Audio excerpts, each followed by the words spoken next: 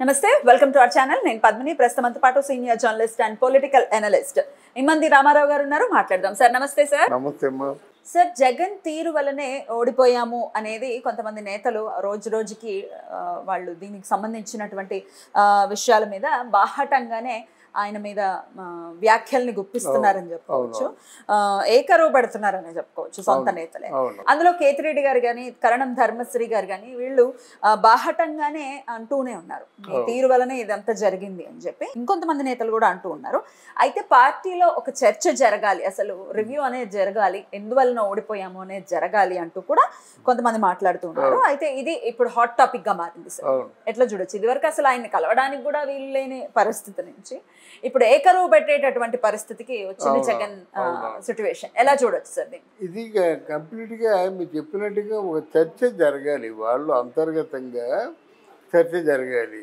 జగన్మోహన్ రెడ్డి గారిని చూసి ఎంతమంది నిజాలు చెప్పగలరు ఈరోజు కొంతమంది పోలీస్ ఆఫీసర్స్ లోకేష్ చుట్టూ తిరుగుతున్నారు ఎందుకంటే ఎందుకు మేము ఇలా ప్రవర్తించవలసి వచ్చింది అని చెప్పడానికి వివరణ ఇవ్వడానికి పక్కన పెట్టారు ఈరోజు జగన్మోహన్ రెడ్డి దగ్గరికి వచ్చిన వాళ్ళు కూడా జగన్మోహన్ రెడ్డి దగ్గర మాట్లాడడానికి ఇష్టపడరు వాళ్ళు ఎందుకంటే ఆయన చూస్తూ మాట్లాడలేరు ఏమో తేడా వస్తే ఏమవుతాం భయం ఉంది కదా ఆయన ఒరిజినల్గా ఫ్యాక్సినిస్టు ఫ్యాక్సిన్ అంటే ఆయనకి ఏదో ఒళ్ళు ఉప్పొంగుతుంది అన్నమాట రక్తం ఉప్పొంగుతుంది అలాగే ఫస్ట్ మీ ధర్మాన ప్రసాదరావు ఆ రోజుల్లో ఆయన నెంబర్ 2 ఆయన ఉదయం వచ్చిన ధర్మాన ప్రసాదరావుకి సాయంత్రం 7 గంటల వరకు నువ్వు అపాయింట్మెంట్ ఇవ్వలేదు నువ్వంటే జగన్మోహన్ రెడ్డి ఆయన అంతర్గతంగా ఎంత లోపల గాయపడతాడు ఒకటి రెండవది ఎమ్మెల్యేలు ఎవరైనా వస్తారంటే అక్కడ సజ్జల రామకృష్ణారెడ్డి రానిచ్చేవారు కాదు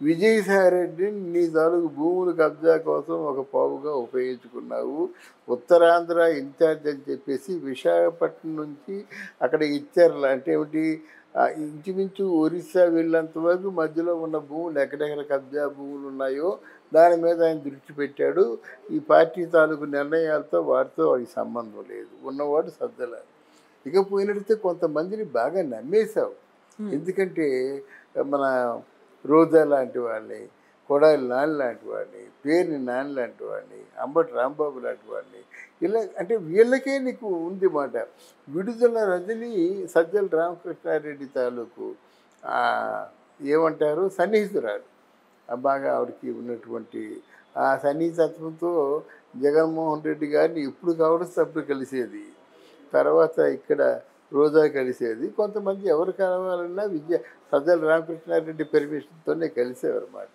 ఇప్పుడు ఏమంటున్నారు ఒక్కొక్కరు నీ వల్లే మేము నాశనం అయిపోయామని జగన్మోహన్ రెడ్డి మీద తిరగబడుతున్నారు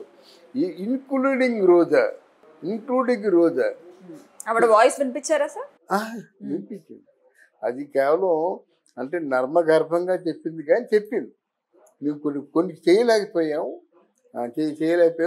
మా అధినేతని మేము కాదనలేకపోయామని చెప్పింది విడుదల ఓపెన్గా చెప్పింది మా అధినాయకుడు తీసుకున్న నిర్ణయాలు మేము ఫాలో అవ్వబట్టే ప్రజలకు దూరం అయ్యాం ప్రజలు మేముంటే ప్రేమే కానీ ఆయన నిర్ణయాలు మేము ఫాలో అవ్వడం వల్ల దూరం అయ్యాం ఇలా ప్రతి నాయకుడు చెప్తున్నాడు ఆయన వల్ల ఇప్పుడు కొడాలా ఇంకా నీకు నీ పార్టీకి గుడ్ బై అన్నాడు వల్లభనేని వంశీ కూడా నీకు నీ పార్టీ గుడ్ బై అన్నాడు రేపు పొద్దున్న విడుదల రజని కూడా నీకు నీ పార్టీ గుడ్ బై అంది అక్కడ పెద్దిరెడ్డి రామచంద్రారెడ్డి నీకు నీ పార్టీ గుడ్ బై బీజేపీలో కలిసిపోతున్నాడు అంటే ముఖ్యమైన నేతలు కలిసిపోతున్నారు కలిసిపోయిన తర్వాత నిందించాలి కదా ఎప్పుడే ఇంకో పార్టీలో చేరినప్పుడు ఈయన్ని నిందించాలనే కదా చేర్చుకుంటారు పెద్దిరెడ్డి రామచంద్రారెడ్డి కంప్లీట్గా ఈ జగన్మోహన్ రెడ్డి తాలూకు ఆ లోపాలన్నీ ఎత్తి చెప్పాలి అందరూ ఎవరెవరైతే వేరే పార్టీలో జాయిన్ అవుతున్నారో ఈ వీరిలో ఉన్న లోపాన్ని చెప్పతే ఎలాగవుతుంది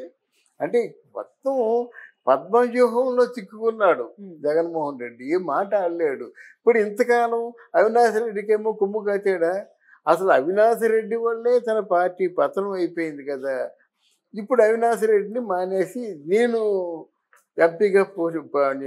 పోటీ చేస్తాను ఎంపీగా పార్లమెంట్కి వెళ్తా అంటాడు మరి ఆయనకి శత్రు అయిపోయాగా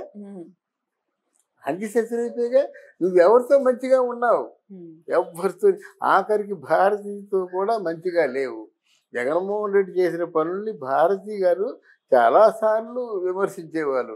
నువ్వు కరెక్ట్గా చూసుకోలేకపోతున్నావు, చెప్పుడు మాటలు వింటున్నావని చాలాసార్లు హెచ్చరించింది. ఆవిడ ఊరుకుందన్నమాట.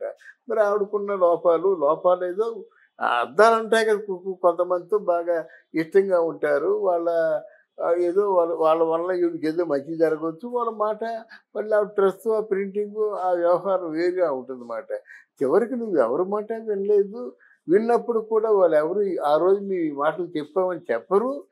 ఈ మొత్తం ఇదంతా తప్పు నీ వల్లే జరిగింది. కర్ణుడి చావుకి ఎన్ని కారణాలు ఉన్నాయో ఈరోజు జగన్మోహన్ రెడ్డి ఓటమికి కూడా అన్ని కారణాలు ఉన్నాయి. లేకపోతే 151 సీట్లు ఉన్న వాళ్ళకి ఏమనుకుంటామో మనం, 10 20 సీట్లు తగ్గుతాయి అనుకుంటా. ఆఖరికి అదం పక్షం తగ్గినట్టుగా 50 సీట్లు తగ్గుతాయి అనుకున్నారు. అలాగైతే ఎక్కడ 151, ఎక్కడ 11లో సగం మంది బయటకు సగం మంది కంటే ఎక్కువ బయటకు పోతారు. ఎవరుంటారు ఇంకా చివరికి? అంత ఉన్న వాళ్ళు ఎవరు లేరు. అది ఫ్యూచర్ ఏంటి అని అనుకోవచ్చు సార్? అసలు ఫ్యూచర్ ఎలా ఉంటుంది అని అనుకోవచ్చు? ఫ్యూచర్ లేదమ్మా వైసీపీ పార్టీకి. ఒకవేళ జగన్మోహన్ రెడ్డి గారిని సాక్ష్యాలు, ఆధారాలు అన్నీ సక్రమంగా కుదిరి జైల్లో వేస్తే పడిపోయిందండి. మళ్ళీ షర్మిల కొమ్ముగాయదు. షర్మిల వైఎస్ఆర్ పార్టీ నాదనుకుని కొమ్ముగాయదు. అయితే ముందు కొంచెం చర్చలు జరుగుతున్నాయి. అంటే కాంగ్రెస్ పార్టీలో వైఎస్ఆర్సీపీని కలుపుతారని చర్చలు జరుగుతున్నాయి. ఇప్పుడు కలుపుకొని కాంగ్రెస్ పార్టీ ఏం చేస్తుంది? ఒకటి. మరి కాంగ్రెస్ పార్టీలో కలుపుకున్నట్లయితే కాంగ్రెస్ పార్టీ తాలూకు విధానాలు వేరుగా ఉన్నాయి. మిగతా పార్టీల్లో కలుపుకున్నట్టయితే వాళ్ళు నిధులు ఇస్తారు. కాంగ్రెస్ పార్టీ ఏముంటుందంటే మీ నిధులు ఏమిటి తీసుకురండి అంటే అన్నమాట.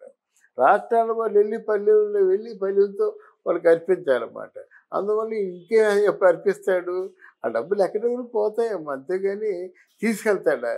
ఇంత అవినీతి చేసిన లక్షలాది కోట్ల రూపాయలని తిరిగి తీసుకెళ్ళదు కదా. ఆ నిజాన్ని, ఆ సత్యాన్ని కళ్ళ ముందు కనిపిస్తున్నటువంటి వాళ్ళ తండ్రి చావుని తెలిసి కూడా ఎలా ప్రవర్తిస్తుందంటే ఇంకా దేవుడే కాపాడాలి. Right sir, thank you sir. Thank you.